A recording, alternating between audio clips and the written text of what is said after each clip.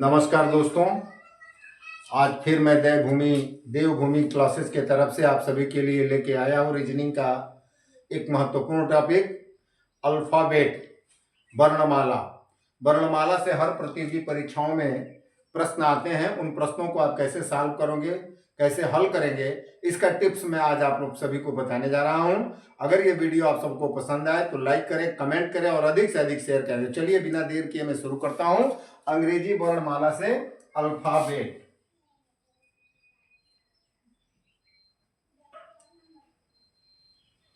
यानी वर्णमाला, ठीक है।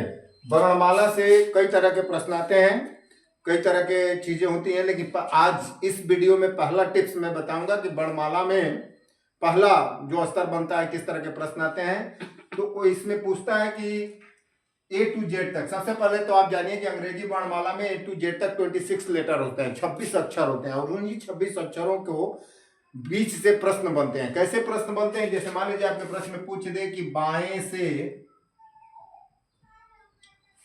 से सातवें अक्षर, बाएं से सातवें अक्षर के बाएं चौथा अक्षर कौन सा होगा, कौन सा होगा। ठीक है। मान लीजिए प्रश्न आ गया आपकी परीक्षा में कि बाएं से सातवें अक्षर के बाएं सातवां अक्षर क्या होगा, चौथा अक्षर क्या होगा। तो आपको ध्यान देना है कि ए टू जेड 26 लेटर्स होते हैं, A B C D E F G H करके जेड तक 26 अक्षर होते हैं। और हम बाएं से मतलब कि ए की तरफ से, ध्यान दीजिएगा, अगर प्रश्न में पूछता है कि बाएं से सातवें अक्षर के बाएं चौथा अक्षर क्या होगा, यही आपका प्रश्न है कि बाएं से सातवें अक्षर के बाएं चौथा अक्षर क्या होगा। तो बाएं से अगर प्रश्न में पहले पूछ दिया कि बाएं से अगर पूछ दिया कि बाएं से, तो इसका मतलब कि ए के तरफ से, ठीक है। तो दिशाएं जब समान हो, पहला सूत्र है, दिमाग में रखिएगा कि जब दिशाएं समान हो तो क्या करते हैं कि बड़ी संख्या में से हम छोटी संख्या को घटा लेते हैं। तो क्या कहा है कि बाएं से सातवें, फिर क्या कहा है कि बाएं से चौथा। तो यहां दिशाएं क्या है, समान है। जब दिशाएं समान है तो हम घटाएंगे। तो बड़ी संख्या है 7 माइनस छोटी संख्या है 4 बराबर 3। अब देखेंगे कि तीसरे नंबर पे कौन सा अक्षर आता है। तो ए बी सी, तीसरे नंबर क्या आएगा, सी, यानी आपका आंसर होगा सी। बाएं से सातवें अक्षर के बाएं चौथा अक्षर कौन सा होगा, तो आपका आंसर होगा सी। और किस नंबर पे कौन सा अक्षर आता है, इसको याद करने के लिए आप याद रखेंगे इजोटी।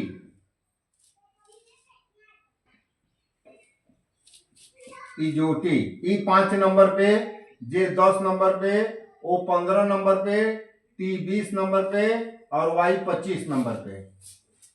इजोटी अगर आपको याद रहेगा तो इससे आप कौन सा अक्षर किस नंबर पे आता है आसानी से आप निकाल लोगे।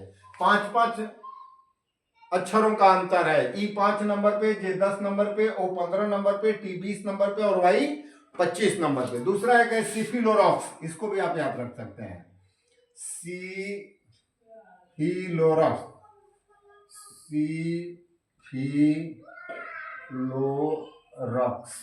सी 3 नंबर पे, या 6 नंबर पे, आई 9 नंबर पे, या 12 नंबर पे, ओ 15 नंबर पे, आर 18 नंबर पे, यू 21 नंबर पे, एक्स 24 नंबर पे। इसमें 3 अक्षरों का अंतर है, 3 अक्षर का। तो सिफिलोरॉक्स याद रखें या इजोटी याद रखें, इन दोनों में से जो भी आप याद रखेंगे किसी भी अक्षर के स्थानीय मान को आसानी से आप निकाल लेंगे। तो चलिए, पहला मैंने बताया समान दिशाओं के लिए कि क्या सूत्र लगेगा कि अगर समान दिशाएं हैं तो हम करते क्या है कि बड़ी संख्या में से छोटी संख्या को घटा लेते हैं और जो प्राप्तांक होता है वही हमारा आंसर होता है। लीजिए एक उदाहरण के तौर पे एक सवाल और मैं आप लोगों को बता देता हूं ताकि आपका कंसेप्ट क्लियर हो जाए। जैसे मान लीजिए कहे कि बाएं से 18वें अक्षर के बाएं 10वां अक्षर क्या होगा। यहाँ भी दिशाएं आपका क्या है, समान है। बाएं से 18वां और बाएं से 10वां अक्षर आपको ज्ञात करना है। तो यहाँ भी दिशाएं समान हो तो वही सूत्र निकलेगा, बड़ी संख्या में से छोटी संख्या को घटाएंगे। तो 18 माइनस 10 बराबर 8। अब 8 नंबर पे कौन सा अक्षर आएगा, तो इजोटी या सिफिलोरस के हिसाब से आसानी से निकाल सकते हैं। जैसे इजोटी में ई कितने नंबर पे आया, 5 नंबर पे, तो यह 6 नंबर पे, जी 7 नंबर पे और यह 8 नंबर पे। तो 8 नंबर क्या आएगा, यही आपका आंसर होगा कि बाएं से 18वें अक्षर के बाएं 10वां अक्षर कौन सा होगा, तो एच होगा। क्लियर। चलिए दूसरा इसका फार्मूला होता है कि जब दिशाएं असमान हो तो हम क्या करेंगे, जब दिशाएं असमान हो तो उसको हम जोड़ते हैं, जब दिशाएं समान हो तो घटाते हैं, और जब दिशाएं असमान हो तो हम जोड़ते हैं। जैसे देखिए कह दे कि बाएं से 12वें अक्षर के दाएं 8वां अक्षर क्या होगा, 8वां अक्षर क्या होगा, बाएं से 12वें अक्षर के दाएं 8वां अक्षर क्या होगा। यहां दिशाएं असमान है, पहले कहा है बाएं से और फिर कहा है दाएं से, तो बाएं से दाएं गया, यानी कि दिशाएं असमान है। जब दिशाएं असमान हो तो हम दोनों को जोड़ते हैं, तो 12 प्लस 8 बराबर 20। अब 20 नंबर पे कौन सा लेटर आएगा, कौन सी अक्षर आएगी, तो इजोटी के माध्यम से आप निकाल लीजिए, इजोटी। अब वो 15 पे आता है और टी 20 पे आता है, यानी 20 नंबर क्या आएगा, टी। आपका आंसर होगा टी। दिशाएं असमान हो तो जोड़ते हैं और दिशाएं समान हो तो घटाते हैं। तीसरा इसमें फार्मूला आता है कि यदि प्रश्न में पहले दाएं से शब्द का प्रयोग किया है, तो इसका मतलब कि ए के तरफ से नहीं पूछ रहा है, वो जेड के तरफ से पूछ रहा है।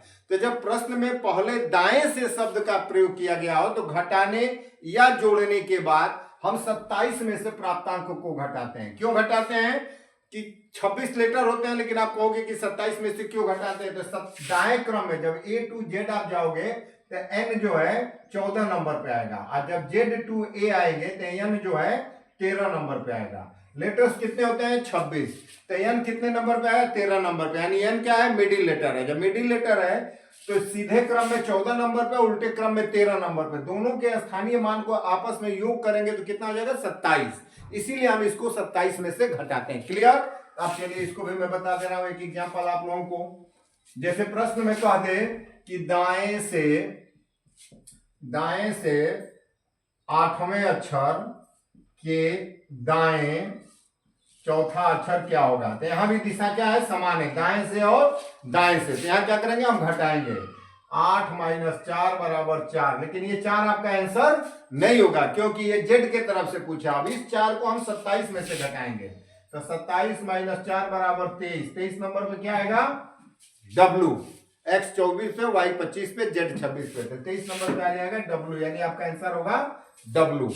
तो जब प्रश्न में पहले दाएं से शब्द का प्रयोग किया गया हो तो घटाने या जोड़ने के बाद पुनः उसको हम 27 में से घटा करके अभिष्ट अक्षर को ज्ञात करते हैं। चलिए आज के लिए इतना ही, धन्यवाद। अगर वीडियो अच्छा लगे तो लाइक करें, कमेंट करें, शेयर करें, और हम देवभूमि यूट्यूब देवभूमि क्लासेज आप सभी परीक्षार्थियों के उज्जवल भविष्य की कामना करता है। जय